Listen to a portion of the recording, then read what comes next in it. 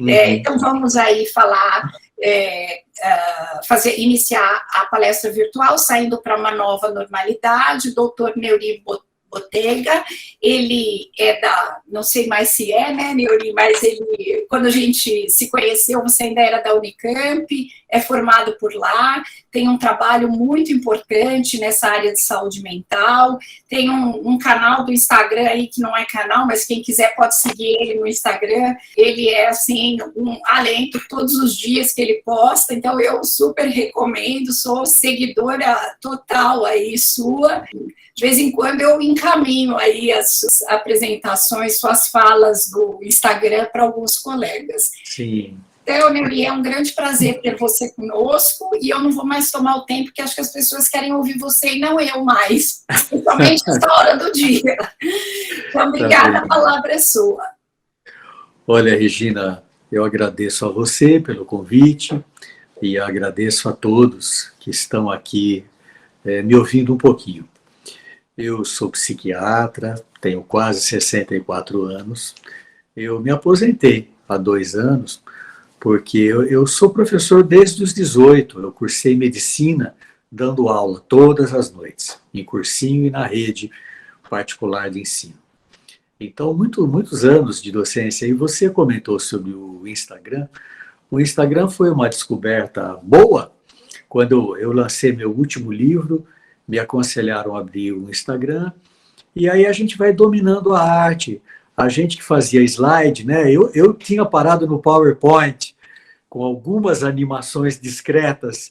Aí a gente vai aprendendo a gravar um vídeo, a gente vai aprendendo a ser conciso, porque nós estamos hoje numa época de comunicação concisa, rápida.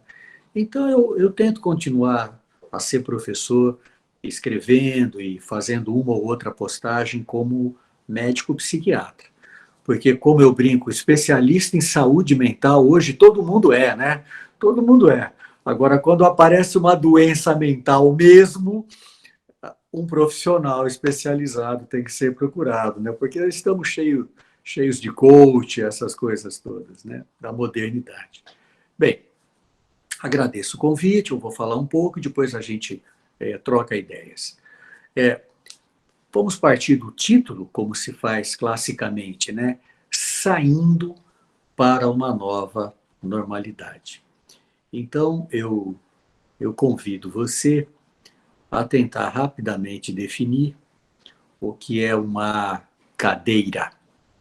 Se nós tivermos que definir o que é uma cadeira, provavelmente a gente vai falar da função da cadeira, a gente vai falar que tem 4 pés, né? Algumas têm encosto, outras não, viram um banquinho, tem cadeira de 3 pés. É interessante que algo aparentemente simples como cadeira, a definição já requer muito detalhamento, mas é algo bem concreto. A gente consegue definir. Agora, se eu desafiar cada um de vocês a definir normalidade, pronto. Não só normalidade, emoção, amor, felicidade, tempo.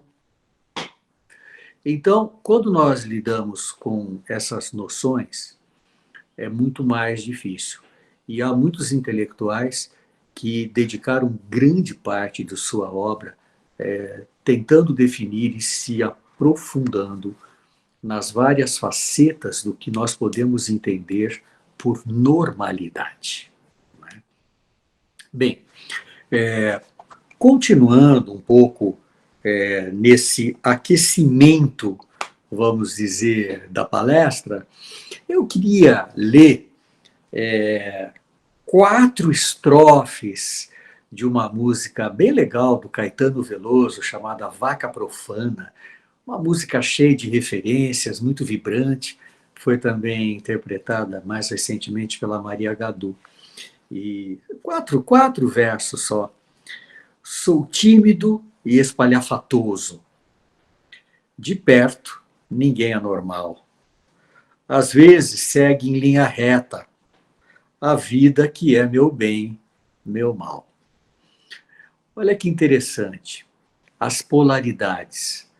Uma hora tímido, outra hora espalhafatoso. A vida que uma hora é do bem, outra hora é do mal, né? E essa questão da linha reta. Então, uma das ideias que a gente tem de normalidade é de linearidade, sem muito solavanco, sem muitos trancos. Uma ideia oposta à de uma montanha russa, né? Então, entre várias maneiras de nos aproximarmos do conceito, está esse de linearidade. E isso foi tremendamente abalado pela pandemia, né? A linearidade, inclusive, implica certa previsibilidade sobre o dia de amanhã. Certa previsibilidade, né? Então, uma das noções é essa, linearidade e a permanência, né, de um status ao longo de um período do tempo. E, de fato, quando chegou a pandemia, em abril de 2021, né, nós deparamos com um monstro de feições mal definidas, que ceifava vidas e que nos impunha mudanças radicais de comportamento.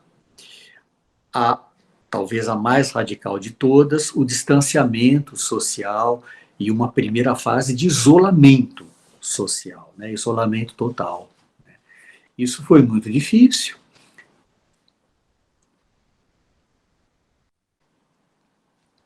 Isso foi muito difícil para todos nós, mas, de alguma maneira, fomos engolidos inicialmente por um turbilhão de incerteza, né, muitas emoções, mas acho que cada um foi se virando e a gente foi se adaptando.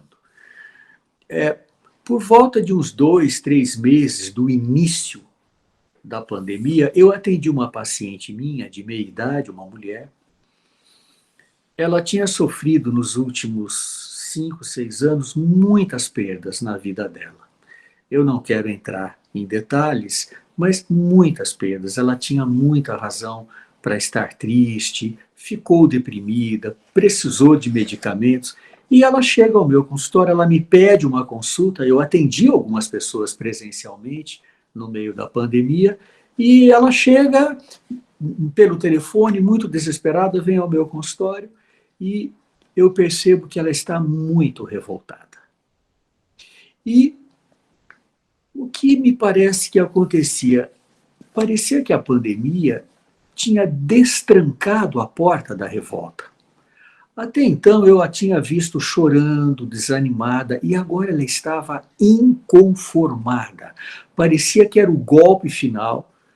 E ela me falou uma frase que resumia bem, a meu ver, né, o espírito da época, o espírito do tempo que nós vivíamos. Ela falou a seguinte frase, eu até anotei para trazê-la literalmente para vocês. O pior, doutor, é que eu sei que esse mundo que me tiraram não vão me devolver.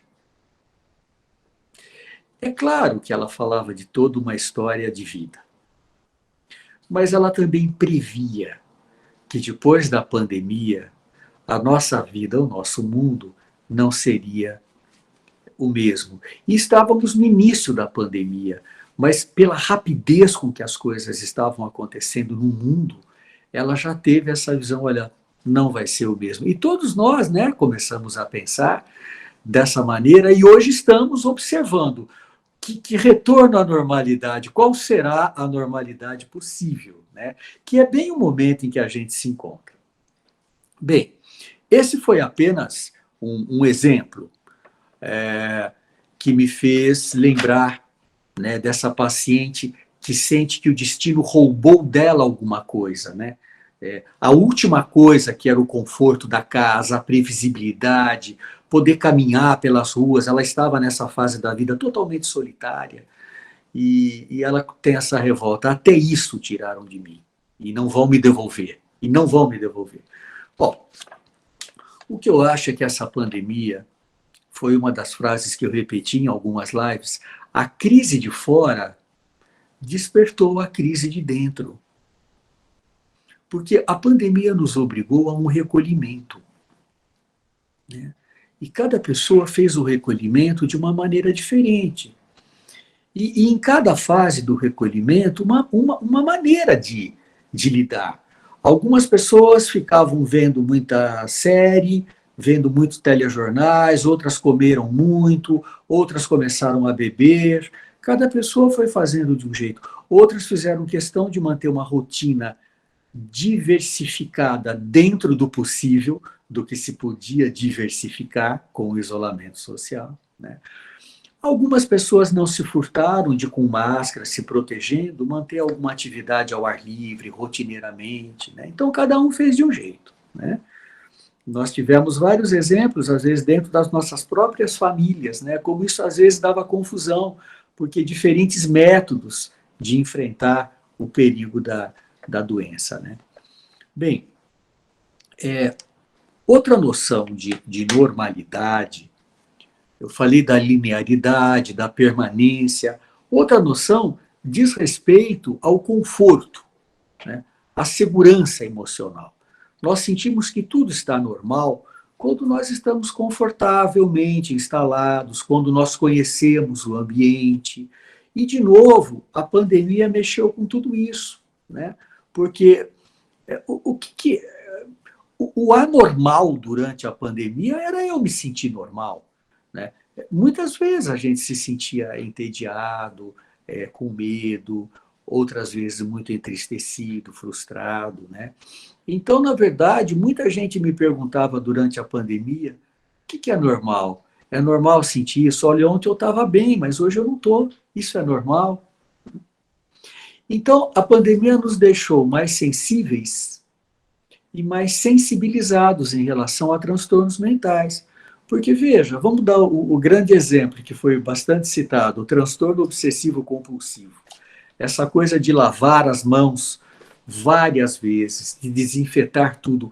Antes da pandemia, certos comportamentos preencheriam critérios para um diagnóstico de toque. Durante a pandemia, tudo ficou relativizado. Um paciente meu que sofre de toque, ele falou, agora vocês entendem o que eu sempre sofri, né? Esse medo, essa necessidade de ficar desinfetando tudo, agora vocês entendem. E muitas pessoas começaram a me perguntar, isso é depressão, isso é toque, o que eu estou tendo? Mas eu acho que a pandemia, ela também deixou às claras alguns arranjos que a gente faz na nossa vida e que não dava mais para manter, né? Eu brinco, um amigo uma vez falou uma coisa que eu gostei, adorei a expressão, ele fala em gambiarra existencial. Todos nós fazemos umas gambiarras existenciais. E a pandemia foi um balde de água fria, né? Por exemplo, home office, homeschooling, né? Olha, no começo parecia uma maravilha, todo mundo juntinho, ai que gostoso. Durou pouco, né? Porque o home office é um inferno, né? Existe toda uma confusão entre a vida privada e o trabalho, os horários ficam confusos, né? Ok, trabalhar em casa pode ser bom, mas quando eu tenho criança em casa, quando eu tenho que cuidar de tudo da casa, como? Né? Ficou muito complicado o home office. E pesou mais para as mulheres o home office, né? Não é à toa que em certas localidades a doença mental aumentou muito mais em mulheres, eu digo em certos países, em certas regiões que fizeram pesquisa, né? O home office foi mais pesado para as mulheres, dentro de uma sociedade em que ainda se espera da mulher muito mais tarefas relacionadas ao lar, né, do que do homem, né? Então sobrecarregou mais as mulheres o home office. E o ensino à distância, para grande parte da população, é impossível, né? Para quem é de classe média, ok, ensino à distância, as escolas, bem ou mal, se viraram, mas para a grande maioria da população não funcionou, porque não tem internet, não tem recursos, né? Então, essa pandemia, ela foi um grande exercício de resiliência, né? Essa palavra que é tão importante na área da psicologia, o que é resiliência? É como nós suportamos situações muito adversas sob o ponto de vista emocional, né? Foi um grande exercício de resiliência essa pandemia. Agora, é interessante que a pandemia, ela nos afetou diferentemente. Muitos de nós tivemos que enfrentar a tristeza, a perda de um ente querido, o desemprego ou as dificuldades econômicas, né? Como eu dizia há pouco, também as dificuldades nos relacionamentos que começaram a aparecer muitas vezes com todo mundo ali em casa, tropeçando um no outro, não é? Então, para cada pessoa, teve implicações no mundo das emoções, dos sentimentos, implicações distintas. Agora, para quem não teve que enfrentar perdas e essas grandes dificuldades, a pandemia ensinou muito, né? Eu sempre digo que, em termos pessoais, eu fui um beneficiário, em termos emocionais, pessoais, de maturidade, porque eu tive a graça de não perder nenhum ente muito próximo, querido para a Covid. E eu aprendi muito em termos do que é importante na minha vida, né? Como que eu enfrento o distanciamento social? O que eu consigo manter? O que é importante? Então, vamos usar outra expressão brincalhona. Nós tivemos que tirar as gorduras existenciais, né? Muita gente engordou durante a pandemia, comendo muito, bebendo muito, mas em termos existenciais, nós fomos tentando tirar as gorduras, o que é essencial para mim, né? E geralmente o essencial, eu e vocês, nós descobrimos que é ter saúde, né? É manter um meio de subsistência e manter laços afetivos que me são importantes. A gente descobriu que para ser feliz, essencialmente feliz, a gente poderia viver com muito menos do que a gente estava vivendo, né? Com menos peças no tabuleiro, tendo que coordenar menos coisas. E aí vem outro lado interessante. A pandemia também foi uma chance para nós adotarmos comportamentos defensivos e defensáveis. Aquelas festinhas chatas, né? Aquelas saídas, amigo secreto. Né? Por causa da pandemia, eu tinha desculpas defensivas e defensáveis. Eu pude me esquivar. De alguma forma, eu pude viver um pouquinho mais do meu jeito, se eu não sou um daqueles que se desespera com certa dose de solidão e de distanciamento social. Porque isso também foi mudando ao longo do tempo. As pessoas reagiram diferentemente em diferentes fases da pandemia, porque a pandemia envolveu aprendizagem e maturação psíquica. Falando até de novo em Instagram, eu estava dizendo no começo que eu tenho um Instagram onde eu faço postagens de um psiquiatra que também observa o comportamento das pessoas, e eu fiz uma postagem que foi a mais vista, que quase viralizou, que eu falei que nós estávamos agora na fase da falência da resiliência. Isso foi no início desse ano, porque todo mundo, durante 2020, ficou esperando que 2021 seria melhor, viria com alento, viria com vacina. Vocês estão lembrando que a gente estava achando que no final de 2020 ia estar todo mundo vacinado, 2021, essa coisa mágica da mudança de ano, né? E não foi assim. Então, muita gente que não pirou em 2020, no início desse ano, bateu a porta do meu consultório e falou assim: doutor, eu não aguento mais. O que é que eu estou tendo? É depressão? E muitas vezes eu falei: não, não é depressão. Você agora está com menos resiliência, você não está resistindo mais como resistiu antes, você não me parece deprimido, você está cansado. Você perdeu um pouco as suas forças. Como que a gente faz para reganhar forças? Então, a fase inicial de muita incerteza e ansiedade.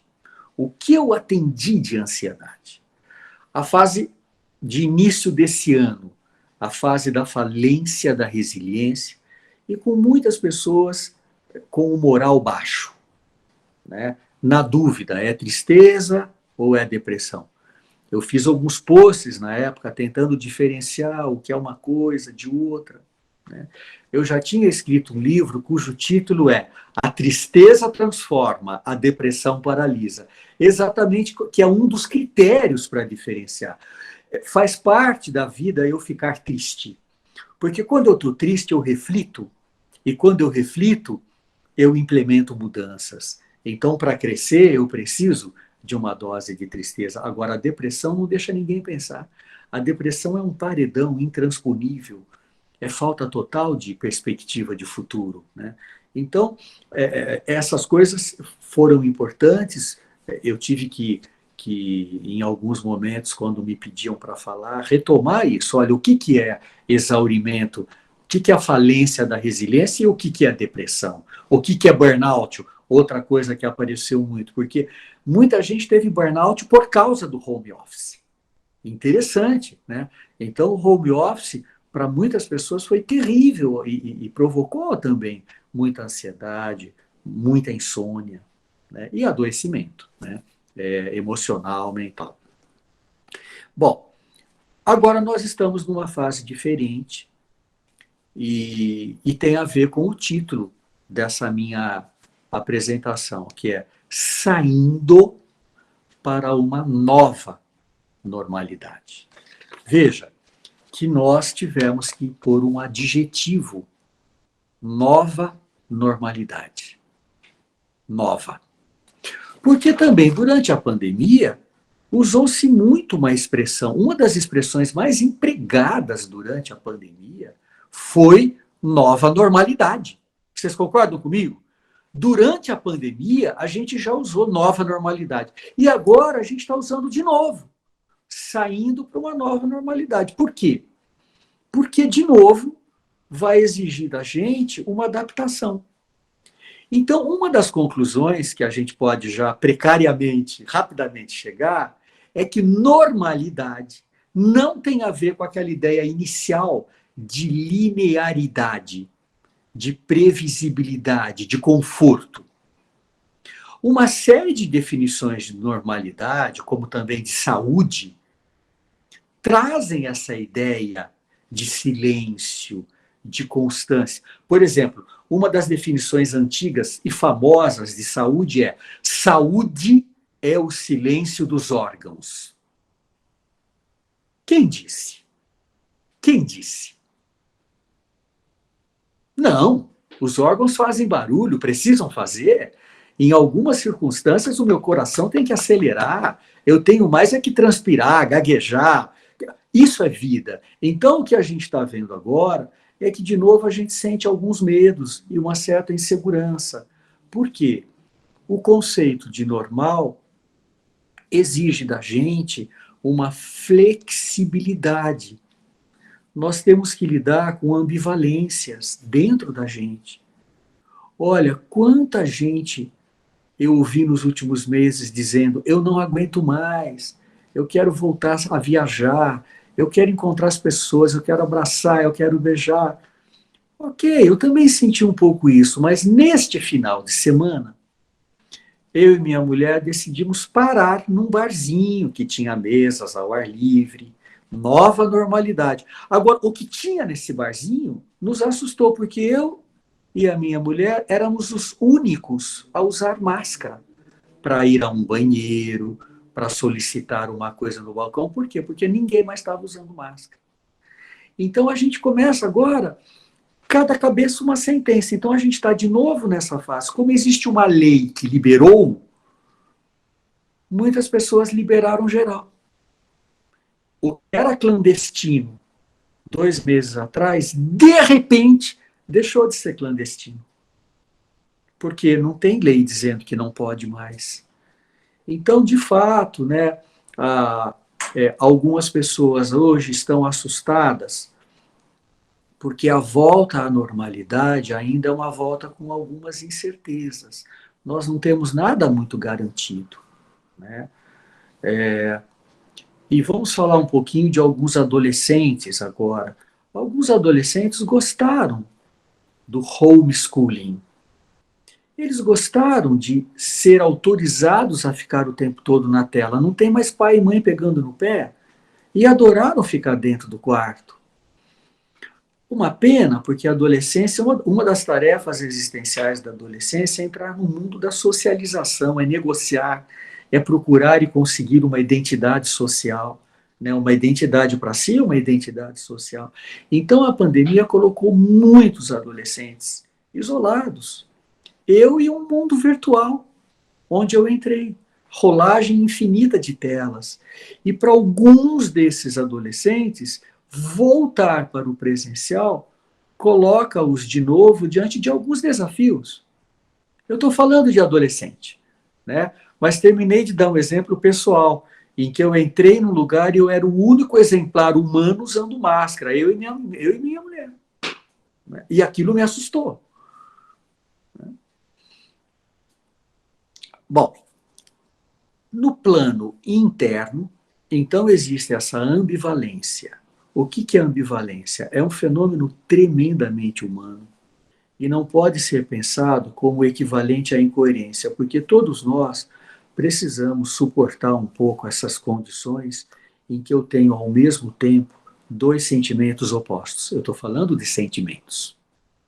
Né? Eu quero e não quero, eu amo e odeio. Né? Me dá alegria, me dá tristeza. Então, ambivalência faz parte da condição humana. E eu acho que esse nosso momento de volta para uma nova normalidade é, de novo, um momento que, no plano do comportamento humano, tem contradições que trazem muitas incertezas para nós. Uma simples ida a um bar, a um restaurante, deixa a gente um pouco inseguro. Porque cada cabeça uma sentença, cada um está fazendo cuidado, distanciamento de uma maneira diferente.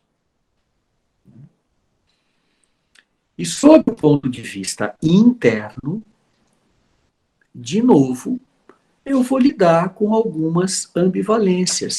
Se a gente for voltar para a musiquinha Vaca Profana, né, num dos versos fala: sou tímido e espalhafatoso. Os tímidos durante a pandemia puderam ser tímidos. E muitos dos espalhafatosos são espalhafatosos para não entrarem em contato com a timidez e com alguns buracos existenciais. Eles não deixam a peteca sair, porque o buraco pessoal é muito fundo. Então agora acabaram as justificativas defensivas e defensáveis. Eu vou me expor de novo. Eu vou voltar para as aulas, eu vou pegar transporte público. Quando me convidarem para o amigo secreto, e agora? Qual é a desculpa? Então, de fato, nós estamos de novo num momento de crise. Lembrando que a palavra crise ela é muito interessante em sua etimologia, porque a palavra crise significa cruzamento, ponderação e tomadas de decisão. Então, crise é uma coisa boa, né? Para passar por crises basta estar vivo. E eu acho que esse momento de saída para uma nova normalidade é um momento que traz de novo alguns medos. Algumas coisas que durante a pandemia ficaram mais caladas, né? Principalmente esses medos que se expressam no meu encontro com o outro, nas minhas certezas e incertezas, no confronto da minha imagem secreta com a minha imagem pública, a escolha profissional, a rotina acadêmica. Tudo isso, então, deve estar colocando alguns alunos, de um lado, aliviados, porque, ai, que bom voltar para o presencial. Mas, de outro lado, ai, que saudades que eu estou dos tempos em que eu fiquei quietinho em casa, sem precisar me expor. É isso. Eu trouxe ideias aqui mais para a gente fazer uma espécie de um aquecimento e discutirmos sobre questões mais concretas, mais do dia a dia. Temos ainda um tempo para fazer isso. Eu já agradeço bastante a atenção que vocês deram para mim até agora. Obrigada, Neuri, excelente. Acho que é muito mais do que um aquecimento, viu? Tá, assim, quase que um churrasco aqui, viu? Opa! Muito bom. Nós temos aqui algumas perguntas, então, para a gente não perder tempo, vou começar aqui com as perguntas.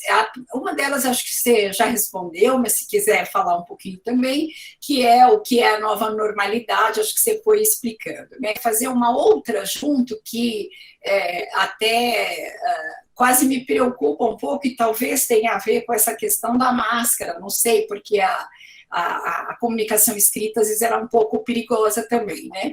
Então, os hábitos adquiridos na pandemia vão se prolongar para depois dela? Essa é a pergunta. Então, se você puder comentar essas duas, depois eu faço outras. Obrigada. Legal. Retomando a questão rapidamente da normalidade, quando você me convidou, né, Regina, para esse bate-papo, surgiu esse título que eu achei legal, achei muito legal e continuo a achar legal, né? Mas nós precisamos lembrar que nós já usamos a expressão nova normalidade no início da pandemia, no meio da pandemia, no fim da pandemia. Então, a normalidade sempre é o novo. O que se contrapõe a uma das ideias de normalidade, que é a estabilidade, o conhecido, o dominado, o que não me angustia, né? O que não se define muito perfeitamente. E eu nem entrei na discussão dos vários critérios de normalidade, né? Não vamos fazer isso que é muito acadêmico. Estou falando mais em termos assim de movimento. Então, normalidade é a impermanência. Tanto que a gente fala nova normalidade. Então, a gente teria que tirar a nova normalidade, saindo para essa tal de normalidade. O que é isso? Tanto que a gente se pergunta, vamos continuar a usar máscaras? Até quando? Será que alguns hábitos que nós pegamos durante a pandemia vão permanecer? Provavelmente sim, né? Aliás, eu conheço pessoas que muito antes da pandemia já andavam com álcool gel na bolsa. Eu conheço muitas pessoas que, quando traziam compras de um supermercado, davam uma geral em tudo. Nada ia para o armário sem uma boa higienização.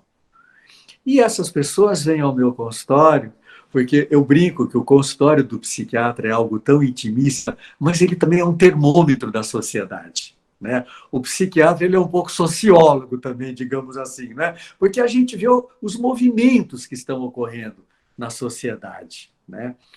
Quando começa a ter muito sequestro relâmpago, eu sou um dos primeiros a saber, porque abaixa todo mundo aqui no dia seguinte, né? Então, nessa questão de hábitos, eu penso que muitas pessoas durante a pandemia falaram: tá vendo? Vocês sempre me criticaram, olha só agora, todo mundo sendo obrigado a fazer o que eu sempre fiz. Eu nunca entrei em casa com os sapatos da rua. Eu sempre passei álcool em tudo, né? Eu sempre lavei as mãos várias vezes por dia. E nós somos profissionais de saúde, a gente já tem incorporados alguns hábitos, né? Mas vamos pensar na população geral que não fez curso na área da saúde, né? E, agora, eu acho que alguns comportamentos nossos durante a pandemia, nós vamos querer sim preservar. Eu descobri algumas coisas a respeito de mim mesmo e do que é mais importante na minha vida que eu vou tentar preservar. Eu vou tentar preservar. E talvez agora com um gostinho até diferente, né? Porque a gente viu realmente o que é importante, o que faz falta, né? No mundo social, o que faz falta, né? E a pandemia, ela apenas comprovou as pesquisas a respeito do que é felicidade e o que faz de uma pessoa um ser humano feliz. Uma das coisas que faz um ser humano feliz, isso aparece em todas as grandes pesquisas, é ter relacionamentos significativos. É sentir que ama e que é amado. Não por uma multidão de likes, mas por 2 ou 3, já está ótimo, que são os nossos big, né? O Big Five, o Big Seven, né? Então, isso é uma coisa que a pandemia deixou muito clara para mim. Muito clara. Nessa sociedade de espetáculo. Que a gente está numa sociedade de espetáculo, de imagem, de rapidez, né? Ninguém para. Nós estamos numa sociedade da horizontalização rápida, né? Não há mais aquela verticalização. O momento reflexivo passou a ser raro. E durante a pandemia, no melhor sentido do termo, hein, gente? Eu não estou falando no sentido careta, não. Eu pensei muito. No começo eu lia bastante, depois eu não aguentava mais ler. Eu falava, bom, agora eu vou ler menos e vou pensar mais no que eu estou lendo. E me ajudou muito, né? Então é interessante que essa foi outra descoberta da pandemia, né? Tudo que a gente faz demais para matar o tempo se volta contra a gente. Para ganhar tempo se volta contra a gente, porque não há muitas garantias. Eu acho que essa pandemia ela foi um grande lembrete. Se a gente quiser dar um significado, a gente sempre procura um significado, né, para as grandes tragédias, e temos que fazer isso mesmo, senão a gente enlouquece. Eu acho que alguns hábitos vão continuar em termos sociais. Eu acho que depois dessa pandemia, os países ficarão mais cuidadosos com questões sanitárias. Eu acho que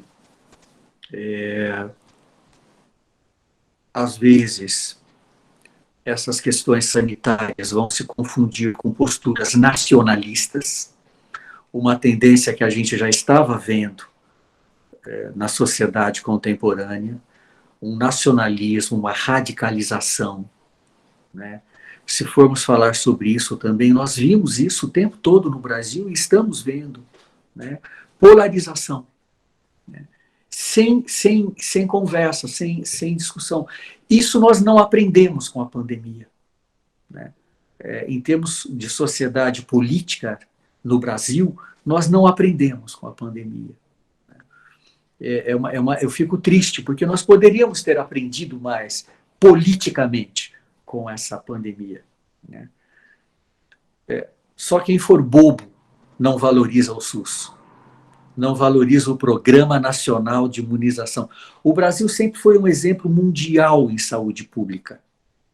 Quando no Brasil não se podia mais acender cigarro na frente de um restaurante, dentro de ônibus e de metrô, na França ainda se fumava, né? Então, anticâncer de mama, tabagismo, HIV/AIDS, o Brasil sempre foi, e o Programa Nacional de Imunização, o Brasil sempre foi um grande exemplo de saúde pública. Eu tive essa experiência de alguns médicos no exterior elogiarem algumas posturas do Brasil durante HIV, por exemplo. Eu estava no exterior, HIV/AIDS, né? A luta anti-tabaco também, o Brasil, nota 10. Agora, no quesito lidar com o coronavírus, nós somos considerados pela sociedade internacional como uma das piores nações, uma das que pior lidou com a pandemia em termos de medidas sanitárias. Por quê? Política. Polarizações políticas. E quando há radicalismo, não há mais conversa, né? Não há mais permeabilidade para a ciência, né? Cada um com a sua opinião. Agora, eu acho que haverá mudanças íntimas e algumas mudanças sociais, eu temo a direção delas. Eu tenho medo que algumas justifiquem radicalismos, sabe? Eu tenho medo. Hoje eu atendi uma pessoa revoltadíssima, porque houve uma determinação superior de que para ela voltar ao trabalho ela era obrigada a se vacinar.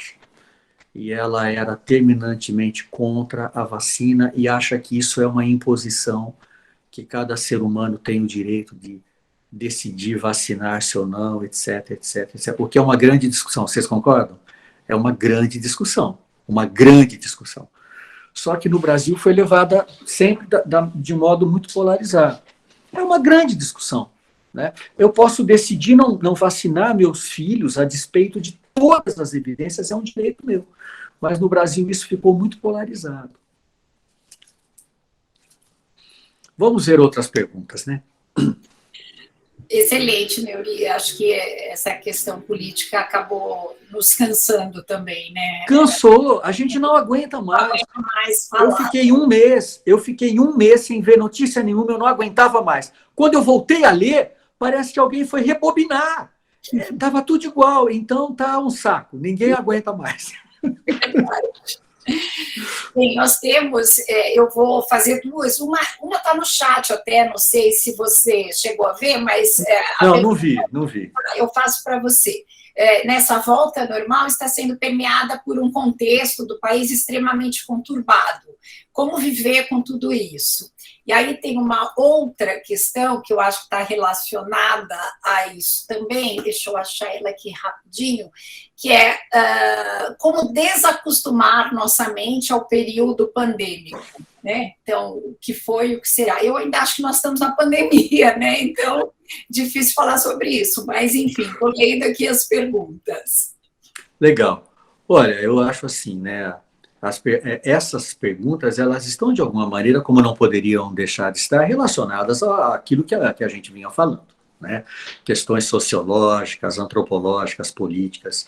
Agora, como acostumar a nossa mente ao término da pandemia? De fato, Regina, muito bem lembrado, a pandemia não terminou, né? Nós não estamos mais naquela fase difícil, né, da pandemia, mas ela não acabou, né? Tanto que tem um monte de gente ainda se infectando, indo para as UTIs, mas, como eu tenho dito nas conversas dentro de casa, a pandemia acabou, viu? Na cabeça de grande parte da população, acabou a pandemia. Principalmente da moçada que adora um boteco. Já acabou, não tem mais. Quer dizer, eu acho que isso é um fenômeno normal. As pessoas ficam muito cansadas e chega uma hora que elas preferem ler literalmente a portaria lá do governador, né? Ele falou, liberou 100% da ocupação, tá liberado geral. Então, eu acho que isso é ruim, mas eu acho sim que com o tempo a gente vai se esquecendo. Muitas coisas vão voltar logicamente ao normal, principalmente a vida de entretenimento, a vida cultural, né? As baladas, já está tudo voltando, logo está tudo no normal. Agora, eu acredito sim que as pessoas que pararam para pensar vão estar diferentes e eu acho que a gente vai estar melhor. Como o mundo, depois das grandes guerras, teve evolução, né? Sob o ponto de vista tecnológico, sob o ponto de vista político. Vamos pensar que foi depois da grande guerra, da Segunda Guerra Mundial, que os países implementaram políticas de proteção ao trabalhador, né? Sistemas nacionais de saúde, aposentadoria. Não existiam essas coisas antes da Segunda Grande Guerra, né? Então, eu acho que a pandemia, ela mostrou, de alguma forma, estamos todos no mesmo barco. Tem hora que parece que não, sabe? Tem hora que parece que eu que sou classe média, tenho guarda na porta do meu condomínio, tenho saúde privada, parece que eu não estou nesse barco, não. Mas eu estou no mesmo barco, né? Esse vírus, ele pegou todo mundo. Numa primeira fase, ele pegou mais os pobres, porque os ricos se esconderam nos condomínios, ficou todo mundo quietinho. Mas depois, numa segunda fase, foi a vez da classe média ficar muito doente, né? E se no início da pandemia a gente não perdia tanta gente próxima, na segunda fase a gente perdeu muita gente próxima, né? Então essa pandemia, ela não fez muita distinção entre classes sociais, ainda que na contagem geral, provavelmente os pobres, como sempre, foram a camada mais penalizada, né, da população, né? Mas também atingiu pessoas de todos os níveis socioeconômicos. Eu acho, então, que a pandemia vai trazer mudanças no sentido pessoal do termo e também até no sentido político. Eu tenho a impressão de que o país viveu isso, nós estamos vivendo, e tudo isso, espero eu, que seja melhor discutido, né, antes das próximas eleições, que tudo isso seja melhor pensado, melhor discutido. É uma esperança, mas é apenas uma esperança. Eu não sei do jeito que as coisas estão indo, se nós vamos conseguir mudar mentes radicais. Talvez não, né? Mas eu tenho esperança, sim, de que uma parte das pessoas se conscientizou e poderá votar melhor, digamos assim. Eu também tenho. Preciso ter, né? Como eu vejo. Temos uma outra pergunta aqui, bastante interessante, que é: quais as estratégias e ações os profissionais de saúde podem oferecer nos serviços de saúde para mitigar a sobrecarga mental? Essa é uma pergunta importante, porque esse foi um outro aprendizado, né, durante essa pandemia, né? O profissional de saúde, ele voltou a ocupar o foco de muitos agradecimentos, de muitas homenagens, né? Porque, puxa vida, quando todo mundo estava morrendo de medo, né? O pessoal da linha de frente continuou a trabalhar, né? E eu vi muitos profissionais jovens serem convocados para trabalharem dentro das UTIs, dentro das enfermarias de Covid.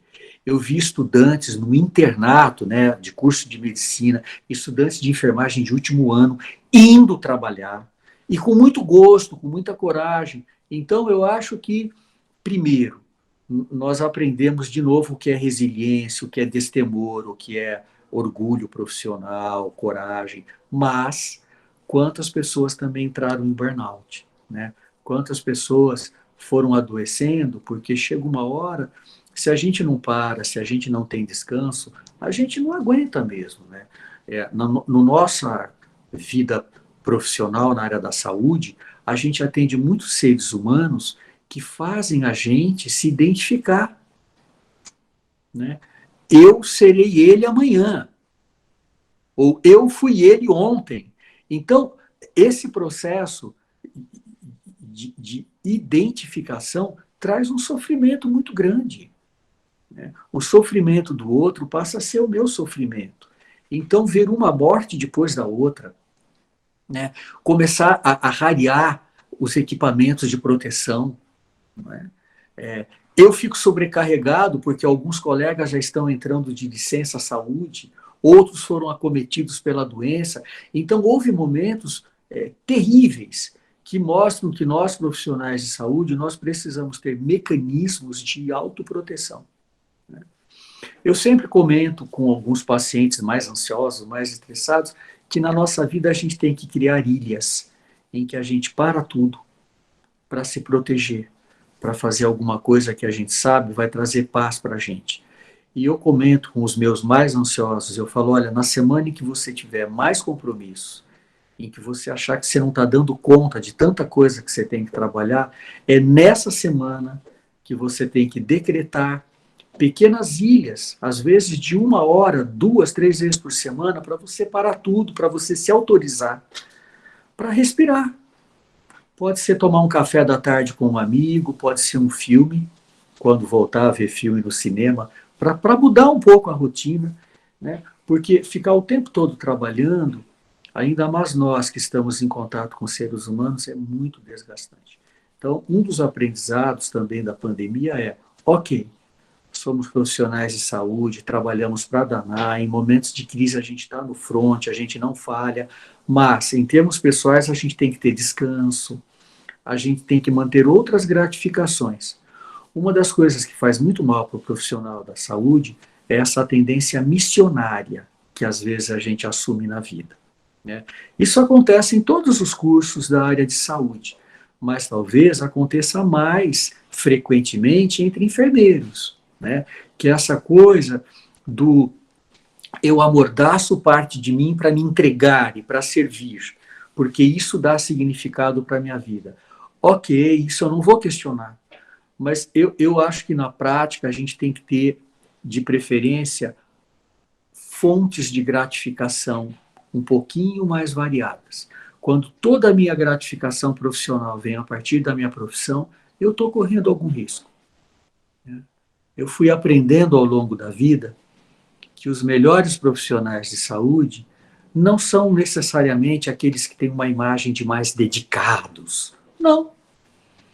Muitas vezes esses que são extremamente dedicados são pessoas intimamente bastante problemáticas e pessoas que dentro de casa vivem um inferno com os familiares. Então é melhor ser um profissional de saúde que também tira tempo para desenvolver esse aparelhinho dentro da gente chamado paciência, chamado significado de vida, prazer de estar vivo e não estar tão doente quanto as pessoas que eu estou atendendo, né? É sentir uma plenitude a partir daquilo que eu já sou, já tenho, já sinto. Então eu acho que esses momentos o profissional de saúde precisa ter. Momentos em que ele é autorizado, às vezes quase obrigado por um chefe a descansar. Eu sei que agora a gente está indo para um mundo ideal. Na prática não é bem assim.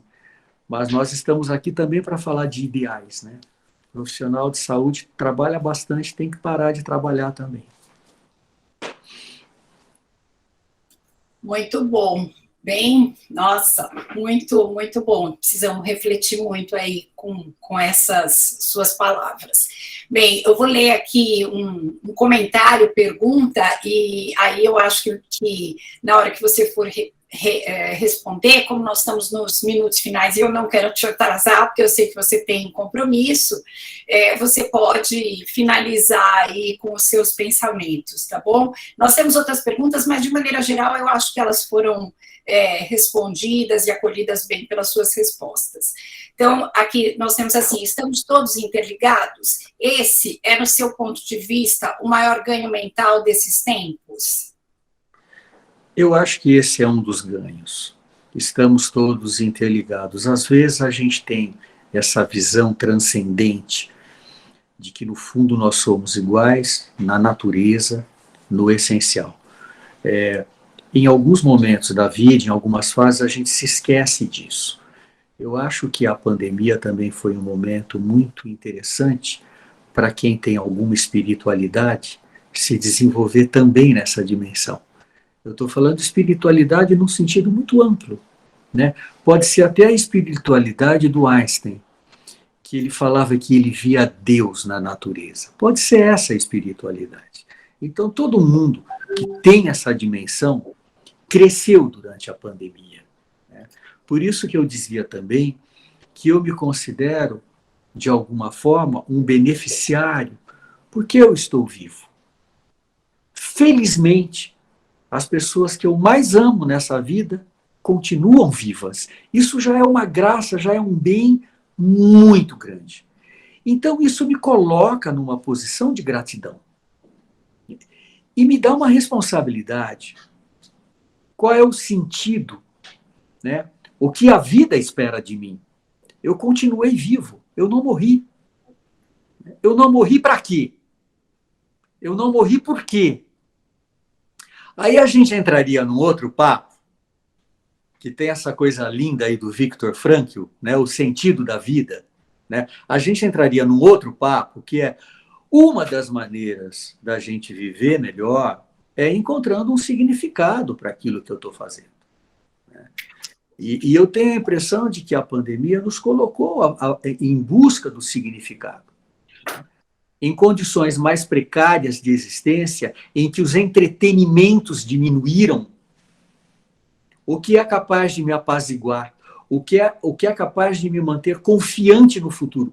Porque o Viktor Frankl, ele conta isso, ele estava num campo de concentração e ele percebia que as pessoas que conseguiam sobreviver de uma maneira melhor eram aqueles que mantinham a ideia de um sentido, de um significado para a existência.